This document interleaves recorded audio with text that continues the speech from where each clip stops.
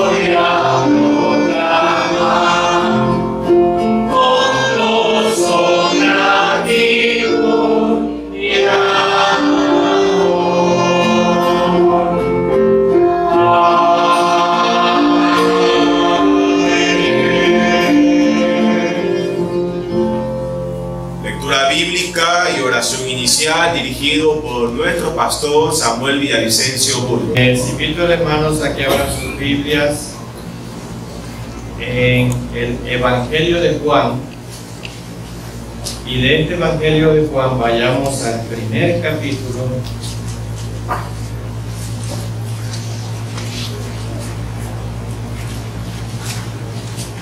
para leer los versículos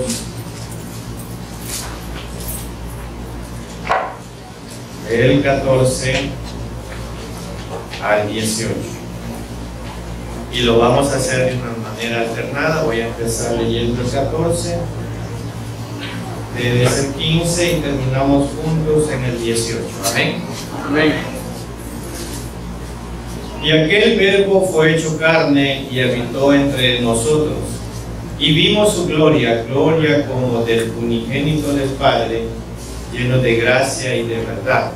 Juan oyó el testimonio de él y clamó diciendo: Este es el que yo decía, el que viene después de mí, es antes de mí, porque era primero que yo. Porque de su plenitud tomamos todos, gracia y sobre gracia. Pues la ley por medio de Moisés fue dada, pero la gracia y la verdad vinieron por medio de Jesucristo. Y juntos en 18. A Dios nadie le dio más el unigénito Hijo, que está en el seno de la carne, él Oremos. Nuestro Dios y nuestro buen Padre Celestial, gracias le damos por el privilegio que nos da de estar reunidos juntos como su iglesia en este su día. Señor, oramos de acuerdo a lo que su palabra nos dice que debemos de hacerlo. Su palabra dice que debemos de orar por las autoridades, toda persona colocada en autoridad de eminencia. Oramos, Señor, para que ellos puedan llegar al conocimiento de su verdad, y ahora sí, mediante este conocimiento, ellos puedan tomar decisiones correctas para la conducción de los diferentes países, especialmente el nuestro, el Ecuador. Oramos también por Israel, por Ucrania, Rusia, la Franja de Gaza. En este conflicto de Israel, lo único que sí sabemos que su palabra lo dice es que jamás podrán con Israel. Israel es, Israel fue y Israel será siempre su pueblo. Su palabra también dice que debemos de orar por los enfermos, por los que están atribulados en sus cuerpos. Oramos, Padre, por el hermano Rafael Rendón. Oramos también para que su señora esposa le continúe dando la fortaleza que ella necesita para continuar asistiendo a su esposo en la situación que está. Oramos también por Flavio, que la semana pasada falleció su señor padre, que le continúe dando la fortaleza que él necesita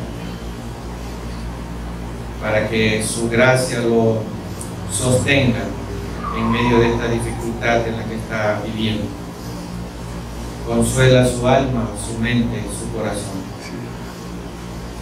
Oramos también, Señor, por la hermana Gina Velarde.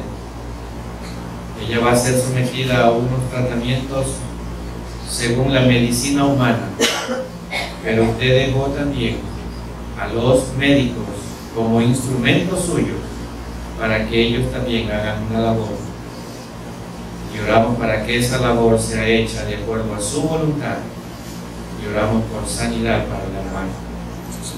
Señor, oramos también para que nosotros podamos predisponer nuestras mentes y corazones para escuchar su palabra y obedecerla. Lo rogamos en el nombre que es sobre todo nombre, el nombre de nuestro Señor Jesucristo. Amén.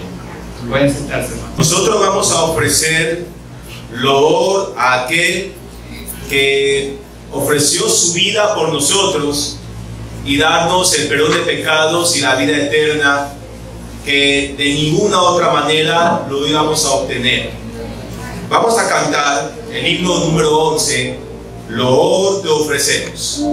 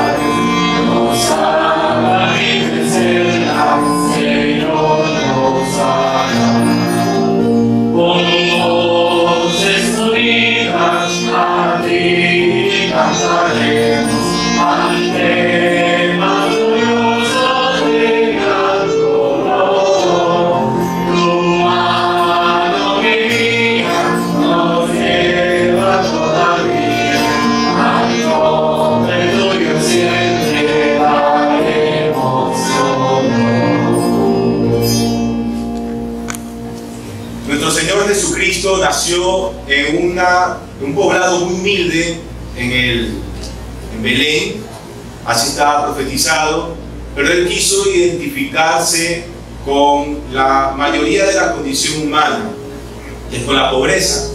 Dice las Escrituras que él, siendo rico, se hizo pobre, pero asimismo nosotros, siendo pobres espiritualmente, podemos alcanzar a ser ricos por medio de la fe que es nuestro Señor Jesucristo. Vamos a cantar, y pido que por favor se pongan de pie, el himno número 36, titulado Oh Aldehuela de Belén.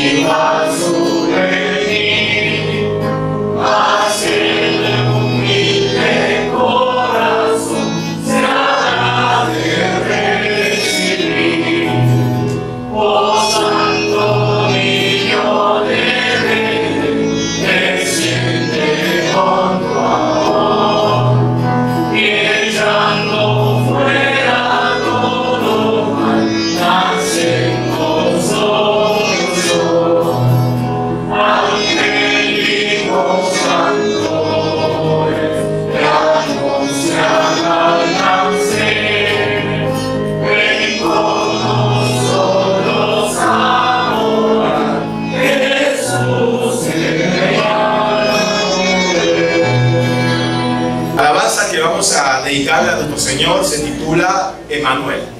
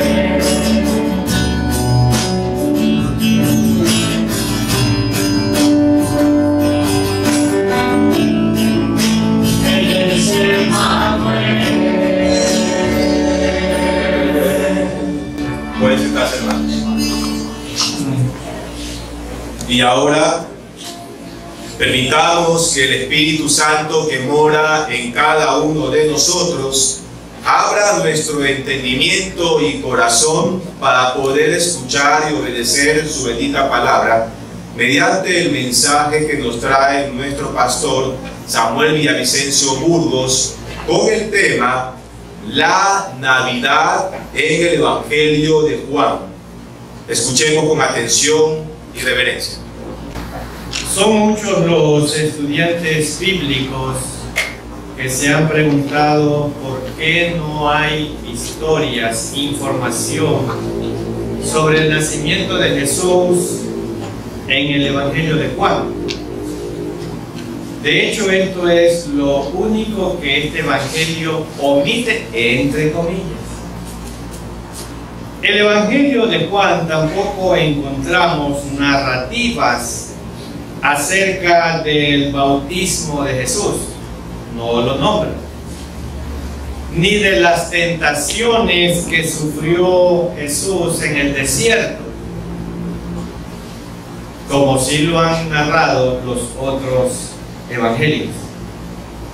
El Evangelio de Juan tampoco nos dice una sola palabra acerca de la última cena, pero está implícita en sus páginas. No nos dice mucho acerca de Getsemaní, no dice cosa alguna acerca de la ascensión de Jesús, de la curación de personas poseídas por demonios o espíritus malignos, y tampoco posee el Evangelio de Juan una sola parábola. Ustedes saben, esas bellas historias contadas por nuestro Salvador. No existen eso en el Evangelio de Juan. Sin embargo, este Evangelio sigue siendo el favorito de la mayoría de los cristianos. ¿Saben por qué? Por dedicar casi todas sus páginas a hablar del amor de Dios, dedicar muchos de sus capítulos al ministerio de Jesús en la ciudad de Jerusalén. Somos muchos los que encontramos excelentes referencias acerca de lo que este Evangelio no discute abiertamente en sus páginas. Uno de los ejemplos más significativos es el mensaje de la Navidad. Es muy cierto que el apóstol Juan no nos dice en su Evangelio nada acerca del embarazo de María, acerca de los ángeles, de los pastores, de la estrella de los sabios de Oriente. No nos dice nada el Evangelio de Juan sobre eso. Pero es también muy cierto que Juan nos describe, nos da su propia versión teológica de lo que pasó en la Navidad. Por ejemplo, en el primer capítulo de Juan vamos a ver algunas cosas importantes. Estas son declaraciones teológicas muy profundas que, para que usted no se pierda el hilo de esto, usted va a tener que tener mucha atención y no tiene que estarse riendo con nadie al lado, ni por atrás, ni por delante, sino poner mucha atención para que usted pueda entender lo que realmente Juan nos habla acerca de la Navidad. Los testigos y los precursores del propósito de la Navidad, las dimensiones de las manifestaciones divinas que se originan en la Navidad y el nivel de revelación que garantiza la Navidad están dentro de estas expresiones que encontramos en el primer capítulo de Juan y entre los versículos 14 al 18, puras informaciones teológicas que vamos a ir escarbando y discerniendo a la luz de la palabra de Dios. Y en esta porción del 14 al 18 yo encuentro 4 cosas que se las voy a referir rápidamente por el tiempo para después profundizar en una de ellas. En Juan 1:14, pongan su Biblia en Juan 1:14 y voy a leer el versículo 14. ¿Ya estamos ahí? Amén. Y aquel verbo fue hecho carne y habitó entre nosotros y vimos su gloria, gloria como del unigénito del Padre, lleno de gracia y de verdad. Aparentemente aquí no hay nada de Navidad, pero aquí está la esencia teológica de lo que es la verdadera Navidad. Esa es la profundidad teológica de la Navidad. Versículo 15, ¿qué nos dice ahí Juan? Juan dio testimonio de él y clamó diciendo: este es de quien yo decía, el que viene después de mí es antes de mí, porque era primero que yo. Miren, hermanos, dentro de los testigos y los precursores del propósito de la Navidad se encontraba un profeta que había sido señalado por Dios para una tarea específica cerca de 800 años antes de que Jesús naciera. Sí, 800 años antes, puede ser más o menos, de que Jesús naciera, ya estaba profetizado esto. Y eso lo hizo Isaías. Y voy a leer Isaías, no pierdan Juan 1 porque vamos a volver. Isaías 43. Isaías 43. Lo que dice el profeta Isaías acerca del nacimiento de Jesús hace más o menos 800 años antes. Voz que clama en el desierto, preparad camino a Jehová, enderezad calzada en la soledad a nuestro Dios. ¿Qué es lo que estaba diciendo aquí Isaías? ¿Y a quién se estaba refiriendo?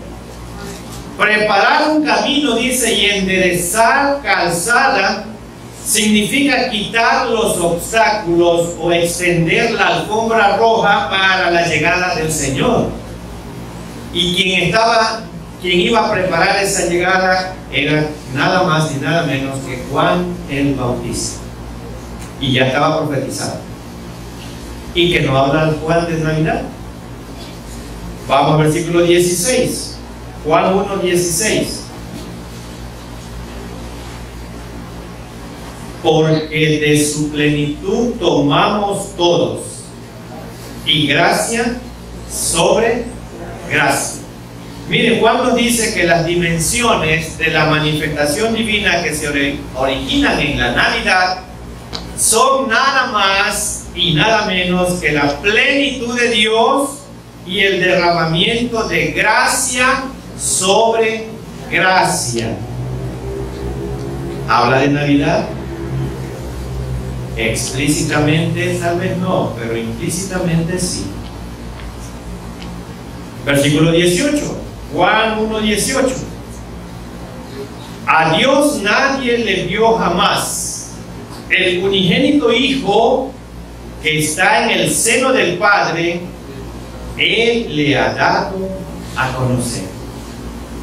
Miren, hermano, Juan nos dice que el nivel de revelación que garantiza la Navidad es el único en su clase. Porque la Navidad garantiza que el Hijo pueda dar a conocer al Padre Celestial. Jesús vino a esta tierra para darnos a conocer a su Padre. Conociendo al Hijo, conocemos al Padre. En esta oportunidad nos detendremos a analizar la primera declaración teológica que hace este escritor, Juan. Y vamos a referirnos al versículo 14, Juan 1:14. Y aquel verbo fue hecho carne y habitó entre nosotros, y vimos su gloria, gloria como del unigénito del Padre, lleno de gracia y de verdad. Bueno, vamos a analizar este versículo. Juan no se entretiene describiendo las historias acerca de José, acerca de María, las luchas con Herodes, ni la revelación de los pastores de Belén. No hace nada de eso Juan. Juan decide ir al centro teológico de la Navidad, y eso es lo que vamos a ver en este momento. Esta no es otra cosa sino el momento en el que el Verbo de Dios el Logos eterno, la palabra viva de la boca de Dios se encarna y nace. Y entonces veamos ahora sí nuestro primer punto. En primer lugar, la divinidad de Dios choca y se funde con la humanidad nuestra. La divinidad se hizo carne, dice. O sea, algo sobrenatural causó, ensambló, trajo, satisfizo todo lo necesario para que esto ocurriera. Ordenó, produjo, se hizo cargo, consiguió que la palabra que sale de la boca de Dios fuera formada como un bebé en el vientre de la Virgen María. Jesús entonces, ¿qué es? A la luz de lo que estamos viendo hasta ahora, Jesús entonces es, ¿qué es? La palabra visible de Dios. Eso es Jesús. La palabra visible de Dios. Usted ve a Jesús y ve a Dios. Él no dejó de ser Dios al nacer. El niño que nace en Belén es total y absolutamente Dios y total y absolutamente hombre. No solo esto, sino que decide habitar entre nosotros. Esto es, residir con nosotros, como lo hacía la gloria de Dios en medio del tabernáculo en el desierto. El tabernáculo, hermanos, era el lugar en que Dios residía en Israel. Este era el lugar de encuentro entre el Dios, entre Dios y su pueblo. Se reunían en el tabernáculo. Allí Dios les daba y les hablaba a ellos, y allí se ofrecían sacrificios de expiación por todo el pueblo. Asimismo, el Hijo decidió habitar entre nosotros en esta Navidad. Y en segundo lugar, ese que nace y habita entre nosotros, se dice, revela una gloria única.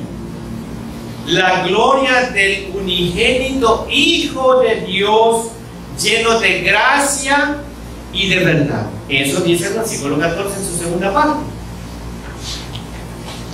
Esta última frase nos abre espacio para dar otra definición de Juan. La gloria de Dios es la expresión de su bondad y todas las demás cualidades intrínsecas y eternas de su persona. La gloria de Dios. Debemos decir que la Biblia dice que toda la creación revela su gloria. Toda la creación revela la gloria de Dios. Y Jesús revela la gloria de Dios. Y vamos a analizar un poco con la Biblia sobre esta gloria de Dios. Salmos 19.1. Salmo 19.1.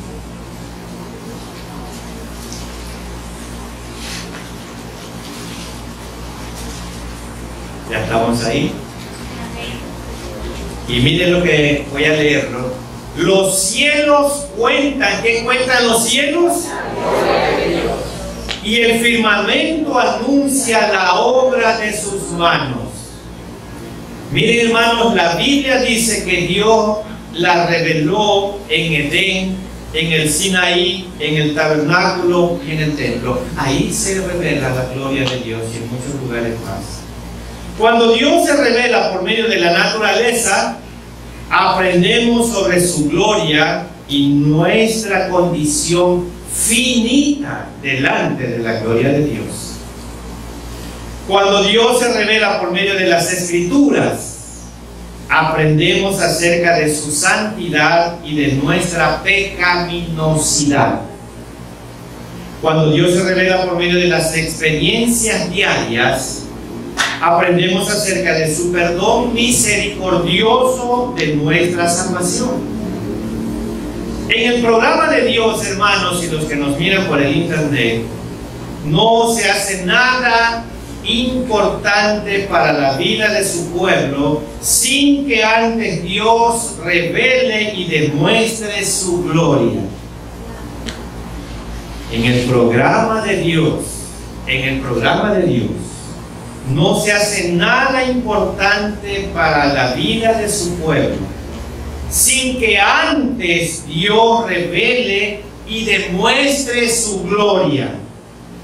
La Biblia dice que Dios manifestó su gloria en Cristo y en su iglesia. Y vámonos a Juan 14, versículo 14. Juan 1:14. La porción que tenemos de base. Y Juan 1:14 dice: y aquel verbo fue hecho carne y habitó entre nosotros, y vimos su gloria, gloria como del unigénito del Padre, lleno de gracia y de verdad. Miren, hermanos, de hecho la Biblia dice que Dios llamó su iglesia para su gloria. No pierda la cita de Juan y vámonos al final de su Biblia, en la segunda epístola de Pedro, capítulo 1, versículo 3.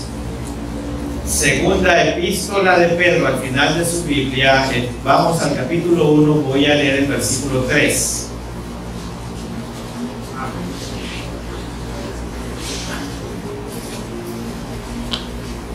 ¿Ya estamos ahí?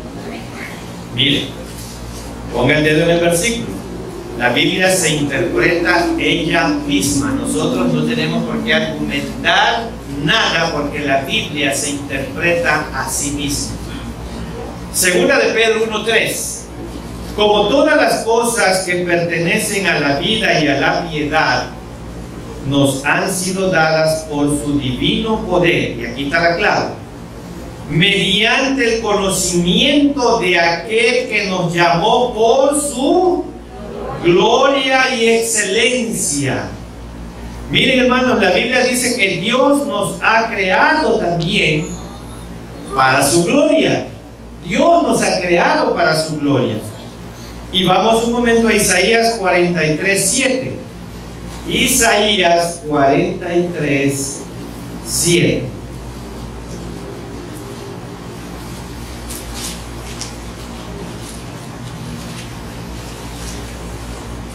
Ya estamos ahí, no pierdan la cita de Juan capítulo 1.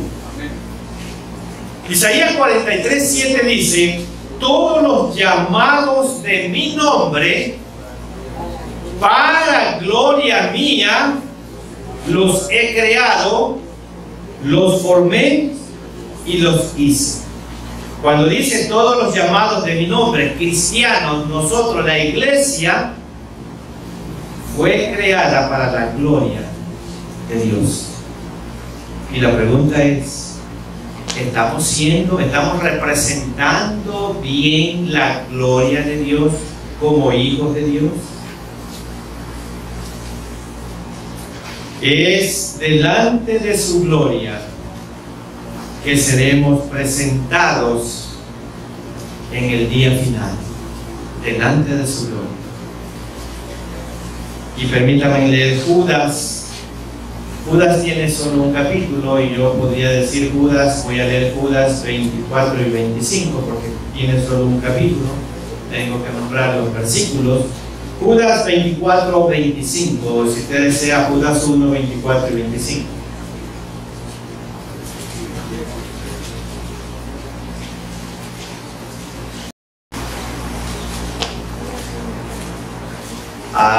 No encuentra Judas, está al final de su Biblia, cerca de Apocalipsis. Creo, en mi Biblia creo que está antes de Apocalipsis, no sé en la suya. Ahora sí lo encontramos. Muy bien. Yo no busco porque la tengo aquí.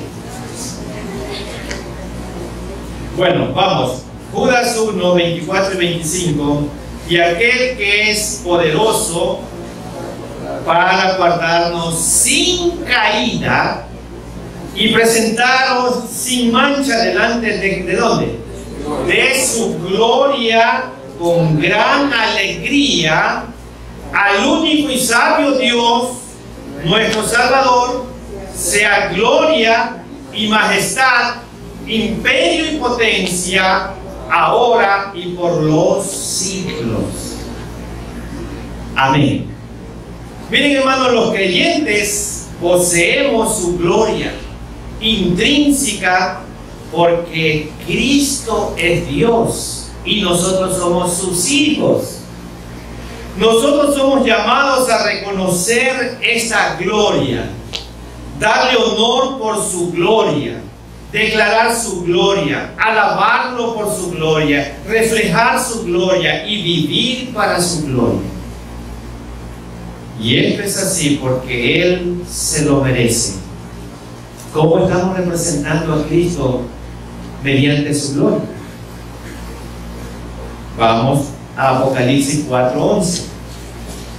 Apocalipsis 4:11.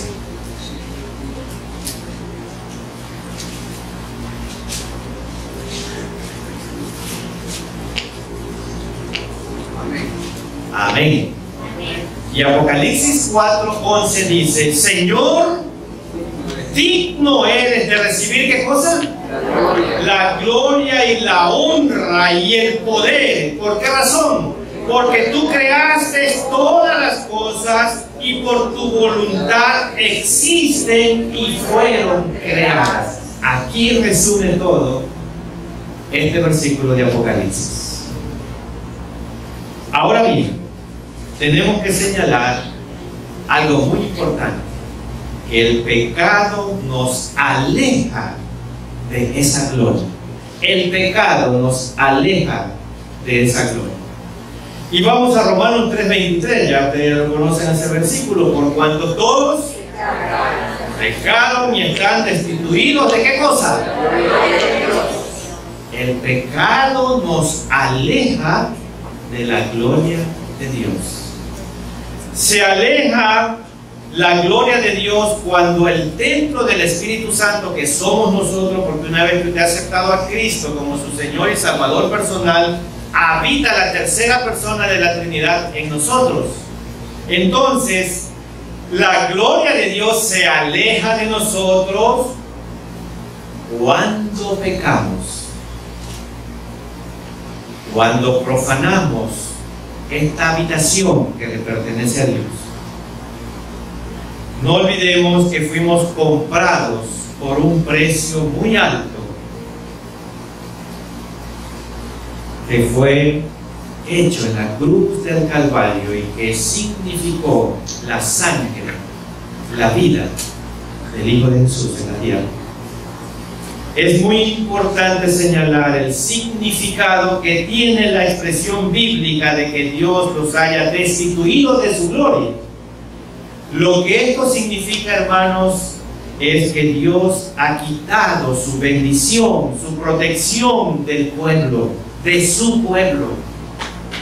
La buena noticia es que el Señor ama restaurar su gloria en su pueblo, y esto nos debe de animar. Ese es el mensaje de la Navidad que encontramos en el Evangelio de Juan. Y voy a leer el versículo Juan 1:14, la última parte, pero vamos a leerlo todo. Y aquel verbo fue hecho carne y habitó entre nosotros, y vimos su gloria, gloria como del unigénito del Padre. Y aquí está, lleno de gracia y de verdad. Y por esa gracia y por esa verdad tenemos a Jesús naciendo en la tierra. Así es, hermano, se llama misericordia de Dios. Juan nos dice que la Navidad es el choque del encuentro entre la gracia y la verdad. Esta fusión solo puede ser exhibida en Jesús y por Jesús. Así es, hermano. Juan conocía muy bien a Jesús y él podía decir como ningún otro que Jesús estaba lleno de gloria, que él lo vio y que Jesús habitó entre nosotros lleno de gracia y de verdad. Muchos pueden decir, y con mucha razón, que estos dos conceptos casi nunca son colocados el uno al lado del otro. Esto es así porque en algunas ocasiones podemos recibir la impresión de que la verdad no siempre pueda ser revelada con amor. En Jesús esto siempre es posible. La versión de la Biblia Dios habla hoy traduce que Jesús estaba lleno de amor y de verdad. En este versículo 14, Jesús estaba lleno de amor y de verdad. Jesús, que es la gracia encarnada, traduce esa llenura en las formas y maneras con las que se acerca a las necesidades, a los enfermos y pecadores. Y eso se llama gracia de parte de Dios. Traduce esta aseveración con su perfección, su conocimiento, su visión y su excelencia, al punto de poder decir en Juan 14:6, pueden jugar ahí, Juan 14:6, ¿qué pudo decir Jesús? Estamos hablando ahora de la gracia y la verdad. Y Juan 14:6 nos amplía este panorama. Y Juan 14:6 dice, Jesús le dijo, yo soy el camino y qué más, y la verdad y la vida, nadie viene al Padre sino por mí. Ese es el medio. La Navidad a los ojos de Juan es entonces la manifestación suprema de la revelación de una fusión entre la gracia y la verdad.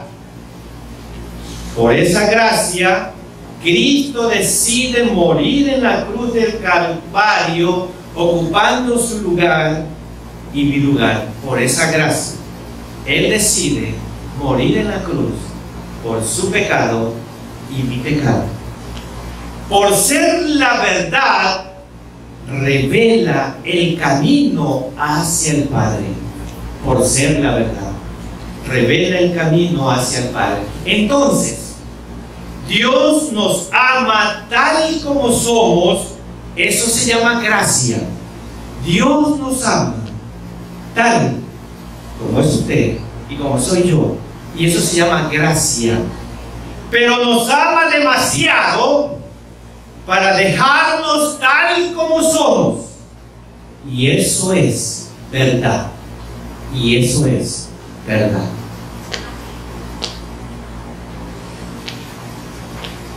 Amigos, hermanos, en la Navidad, según Juan, se nos invita a recordar que el Verbo se hizo carne, habitó entre nosotros, podemos ver su gloria y vino aquí a esta tierra lleno de gracia y de verdad.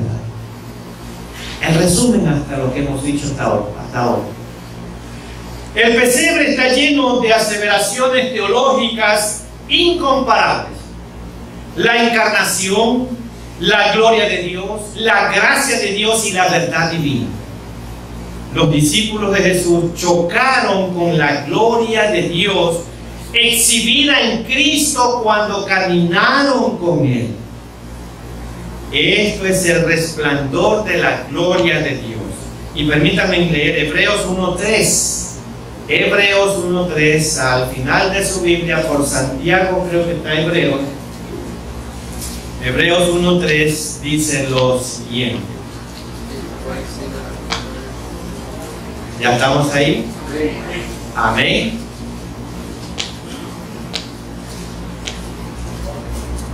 ¿Ya estamos? El cual, siendo, ¿qué dice ahí? El resplandor de su gloria y la imagen misma de su sustancia, y quien sustenta todas las cosas con la palabra de su poder, habiendo efectuado la purificación de nuestros pecados por medio de sí mismo. ¿A qué se refiere? A Jesús, a la Navidad. Se sentó a la diestra de la majestad en las alturas. Todo este versículo habla de la Navidad, habla de Jesús. Jesús garantiza desde su nacimiento que es esto lo que contemplamos cuando le miramos. Esta aseveración es trascendental, hermanos, porque nadie puede ver la gloria de Dios y seguir siendo la misma persona. La Navidad es entonces garantía de la salvación divina, porque el ser humano que choca con el niño de Belén contempla la gloria del Padre y no tiene otra alternativa que aceptar a Jesús como su Señor y Salvador personal. La invitación que hacemos en esta Navidad es que decidamos aprovechar estas celebraciones para buscar la revelación de lo profundo del corazón de Dios.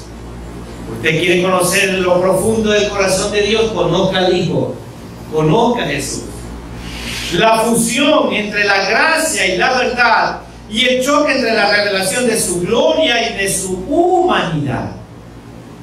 El propósito primordial del hombre es glorificar a Dios y regocijarse en Él para siempre. Ese es el propósito de Dios, y eso fue el propósito por el cual fuimos creados, para regocijarnos en su gloria junto con Él para siempre.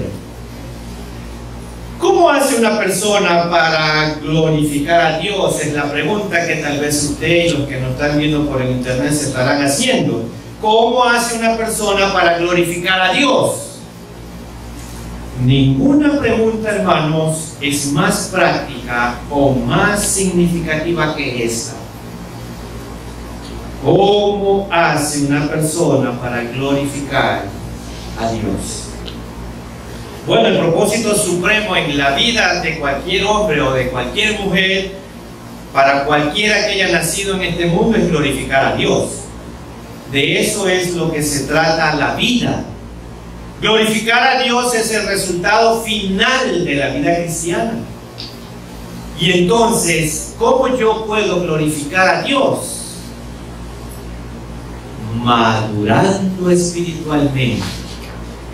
Es simplemente concentrarnos y enfocarse en la persona de Dios hasta que estamos sumergidos en su majestad y en su gloria. Y para eso usted tiene que madurar espiritualmente. Veamos algunas maneras prácticas de cómo glorificar a Dios, que es lo que ustedes están esperando. En primer lugar, para que usted pueda glorificar a Dios, usted tiene que hacer lo que dice Primera de Juan 1:9. Lo primerito, lo primero, lo primordial que debemos de hacer para glorificar a Dios es eso. Primera de Juan 1:9. Al final de su Biblia está, ¿no? Hablado por Judas, por Pedro, por Apocalipsis, Hebreo, por ahí. ¿Ya estamos? ¿Y qué es lo que tenemos que hacer? Lo primerito para glorificar la gloria de Dios, dice: si confesamos nuestros pecados, Él es fiel y justo para perdonar nuestros pecados y limpiarnos de toda maldad. Entonces, la confesión del pecado glorifica a Dios. La confesión del pecado glorifica a Dios.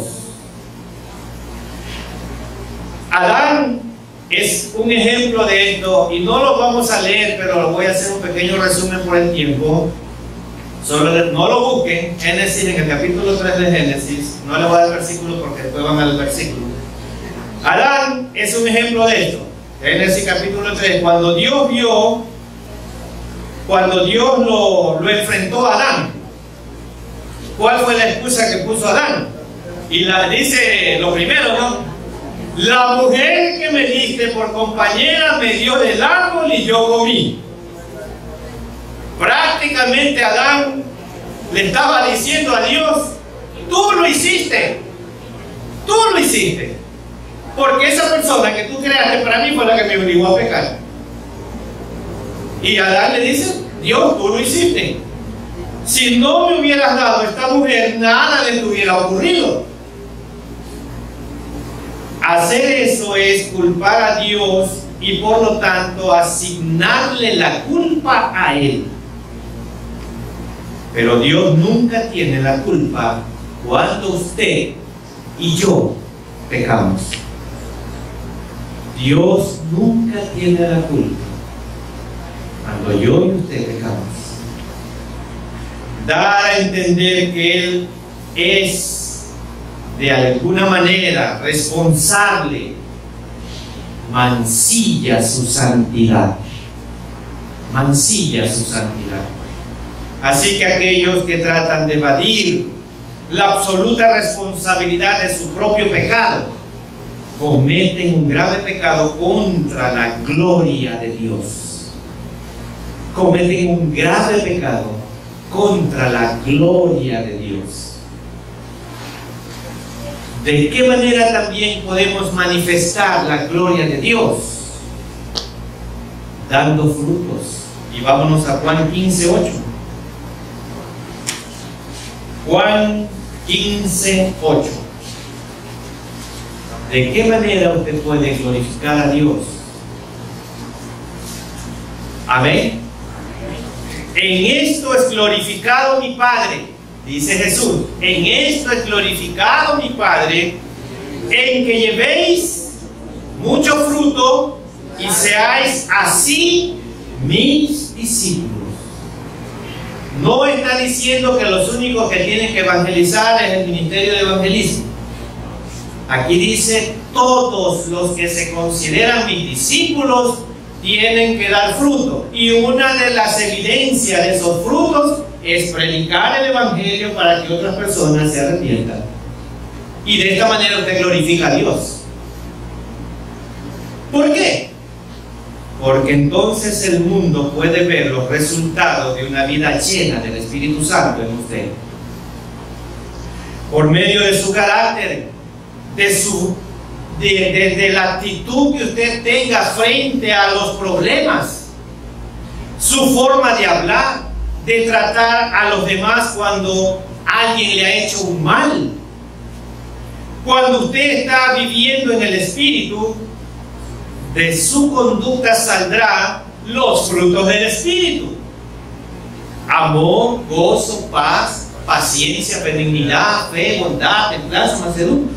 Esos frutos del Espíritu van a salir de usted porque usted está en el Espíritu. Pero si de su vida salen los frutos de la carne, quien habita ahí es Satanás. Y ahí va a salir odio, rencor, resentimiento, amargura y todo la lista que está ahí en Gálatas. Entonces, para esto estamos aquí, hermanos, para mostrar a Dios al mundo. Igual como vino Jesús a esta tierra para mostrarnos a su Padre, nosotros estamos aquí como seguidores de Jesús para mostrar a Dios al mundo.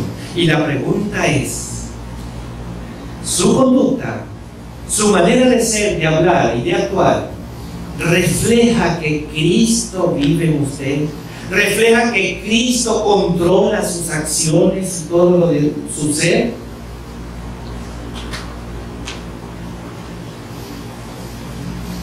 Veamos Colosenses 1:10. Colosenses 1:10.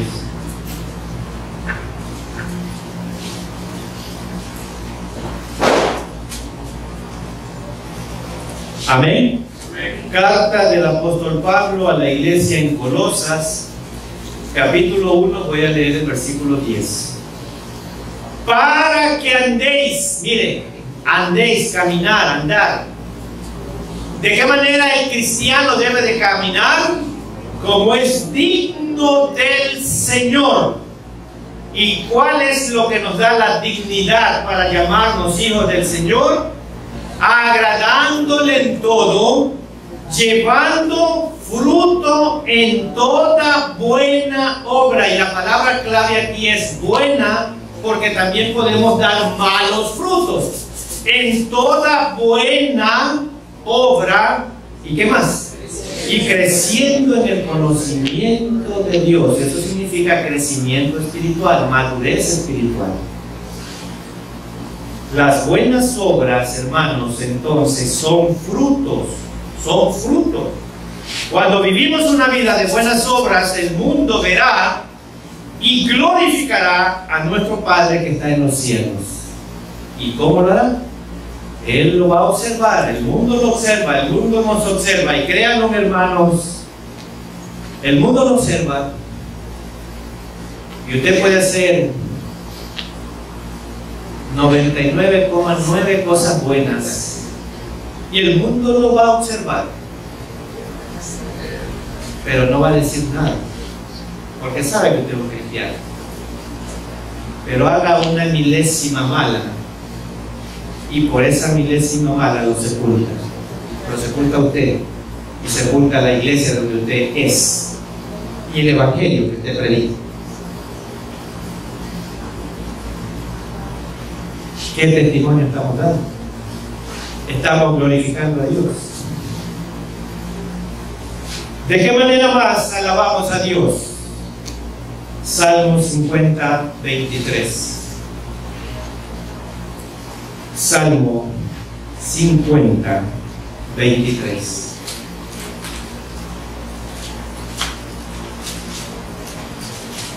¿De qué manera más podemos glorificar a Dios?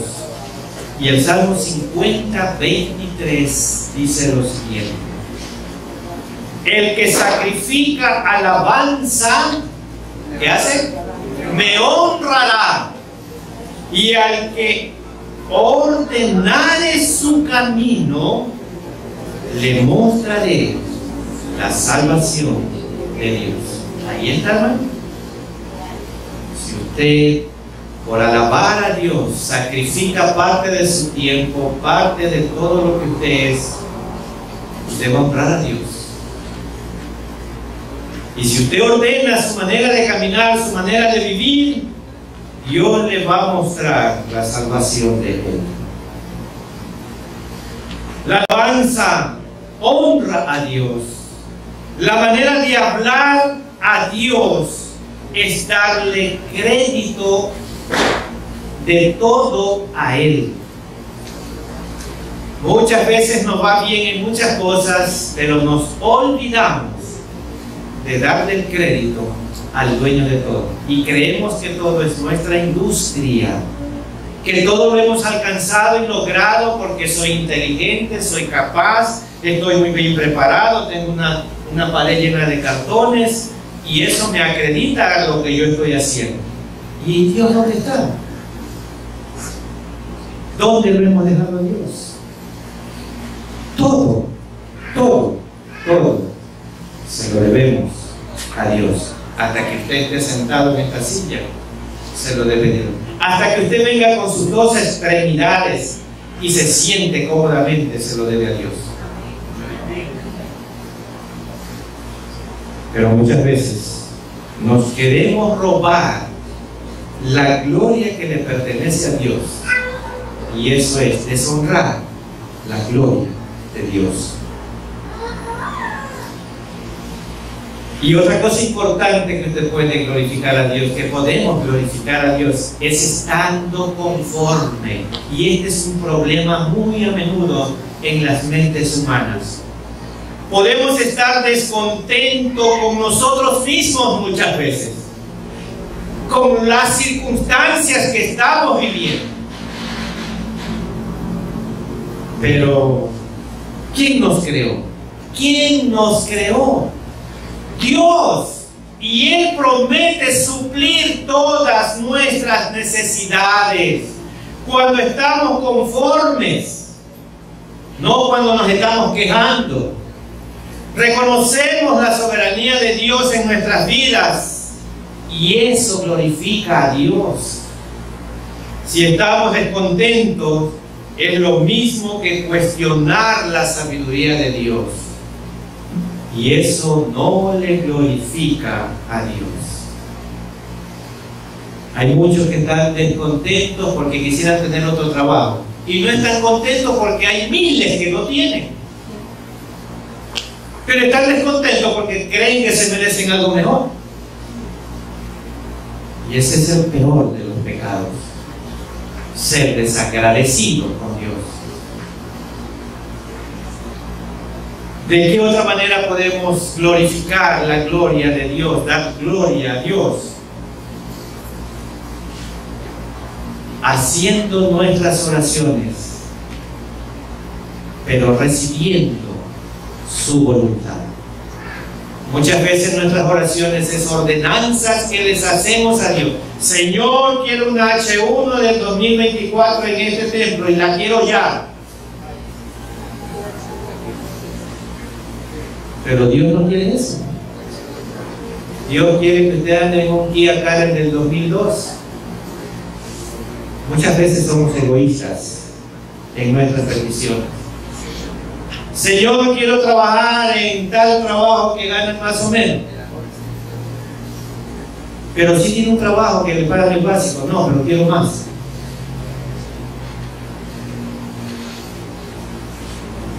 ¿Qué es lo que tenemos que hacer? Juan 14:13. Juan 14:13.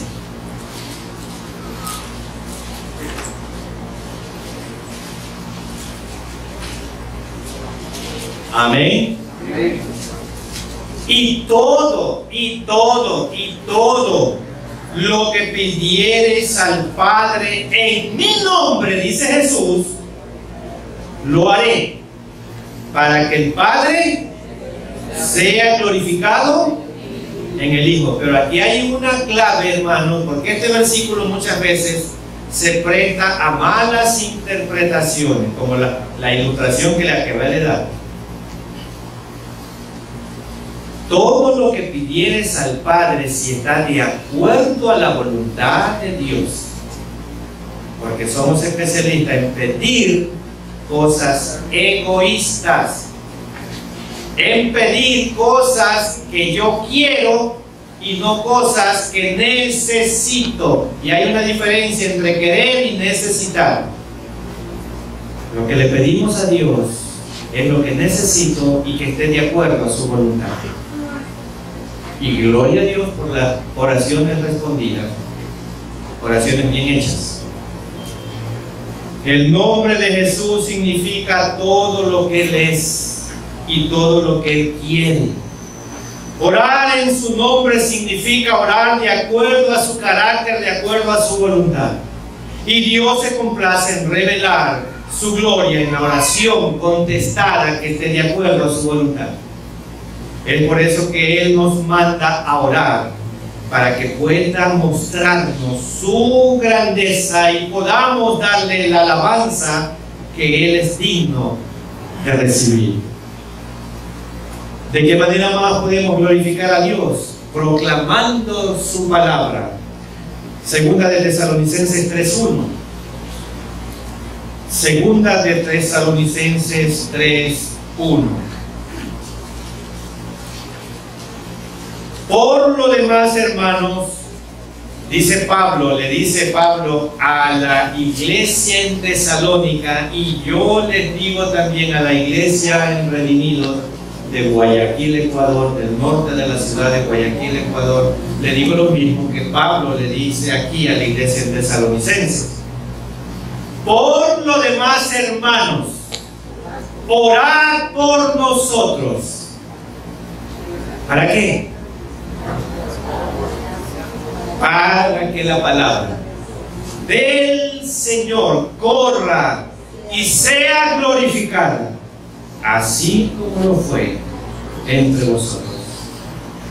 Y esa petición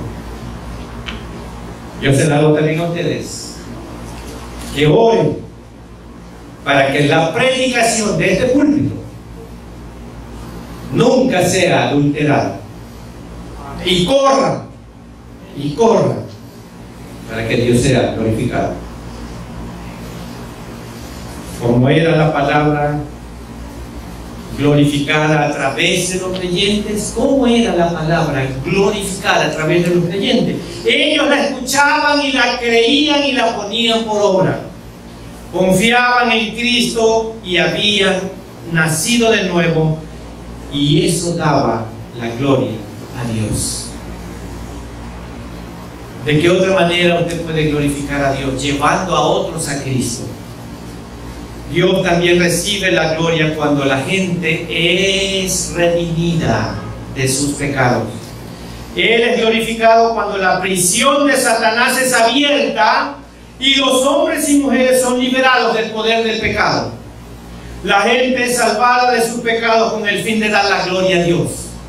Así que mientras más personas se conviertan a Dios, más acción de gracias usted está dándole a Dios. No crea que la palabra queda vacía. Y voy a leer 2 de Corintios 4:15. Segunda carta de Pablo a los Corintios, capítulo 4, voy a leer el versículo 15. Amén. Porque todas estas cosas padecemos por amor a vosotros, le dice Pablo, para que abundando la gracia por medio de muchos, la acción de gracia sobreabunde para la gloria de Dios. Y entonces la pregunta que viene a continuación es: ¿cómo podemos disfrutar de Dios? ¿Cómo disfrutar de Dios cuando vivimos para glorificar a Dios? Él responde dándonos un gozo abrumador. Usted dirá: bueno, yo tengo una vida dura, yo tengo un trabajo duro, yo no tengo trabajo, yo no tengo ni gozo. Puedo sugerir una respuesta: comience a glorificar a Dios. Comience a glorificar a Dios. El gozo no necesariamente siempre hace que la tristeza y el desánimo y el dolor y el fracaso se alejen.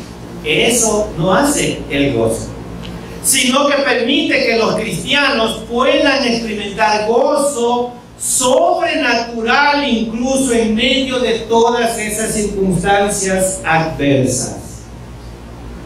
Eso es el gozo verdadero, el gozo que da Dios. Estar gozosos en medio de la dificultad. Y eso no lo da el humano, lo da solo Dios.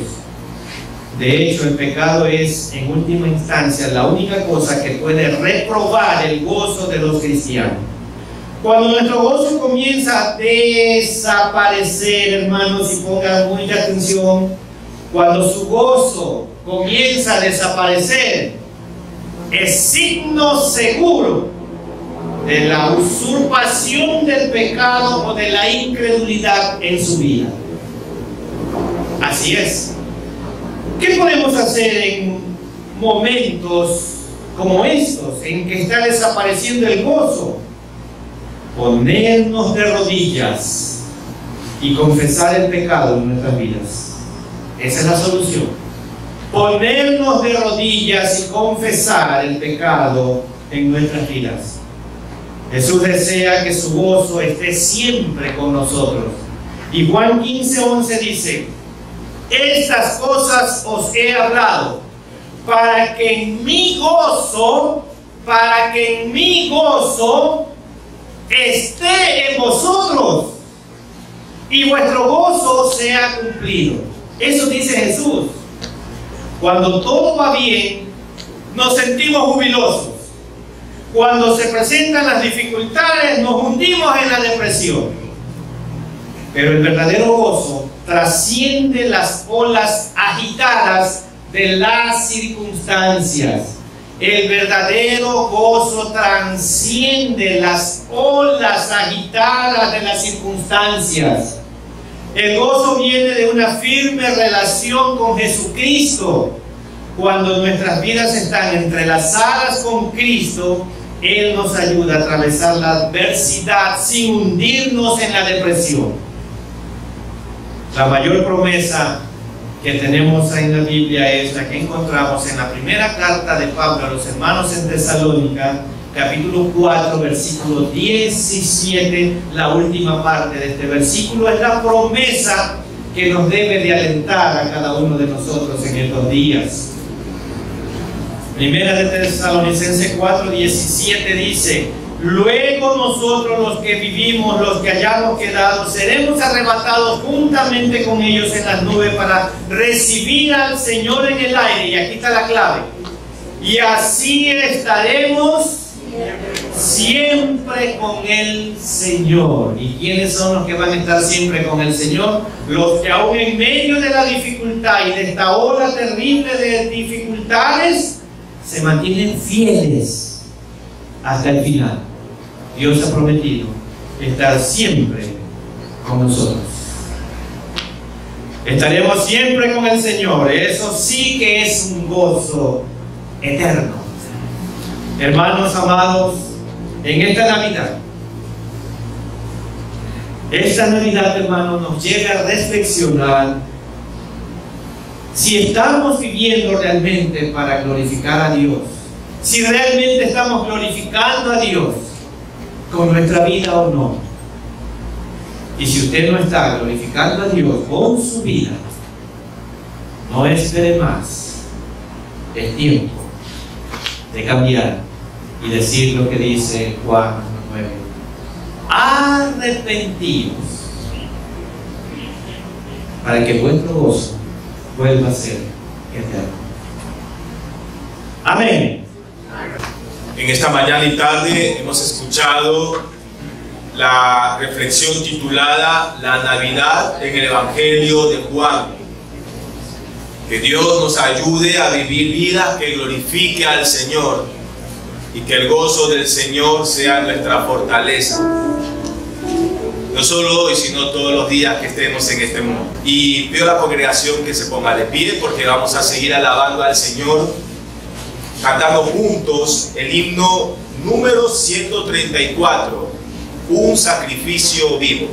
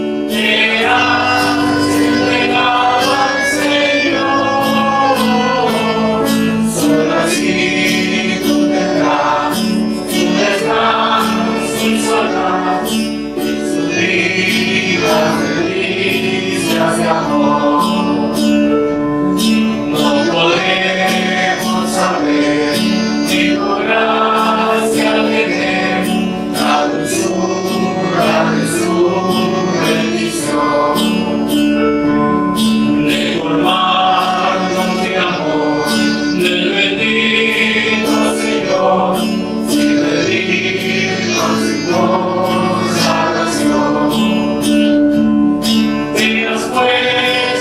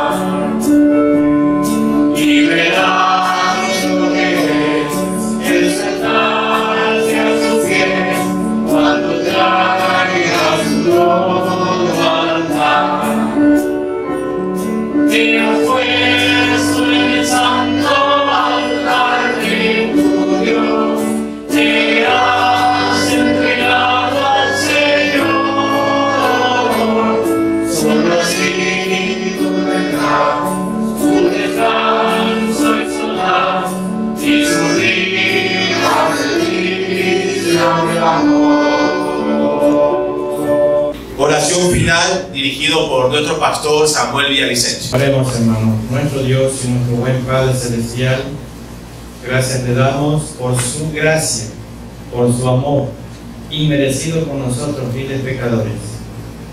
Señor, deseamos honrar y glorificar su nombre, y eso lo podemos hacer en primer lugar arrepintiéndonos, sacando de nuestra mente, de nuestros corazones todo pecado, toda amargura, todo rencor, resentimiento, falta de perdón, y poder glorificarte como tu palabra lo dice.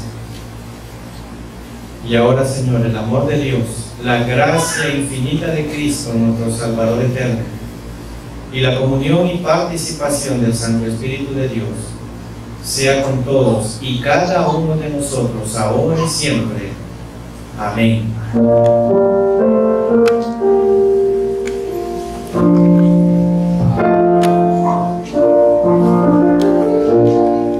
Dios te bendiga, protección de Él, sea su gracia siempre tu sostén, su ángel velando corredores de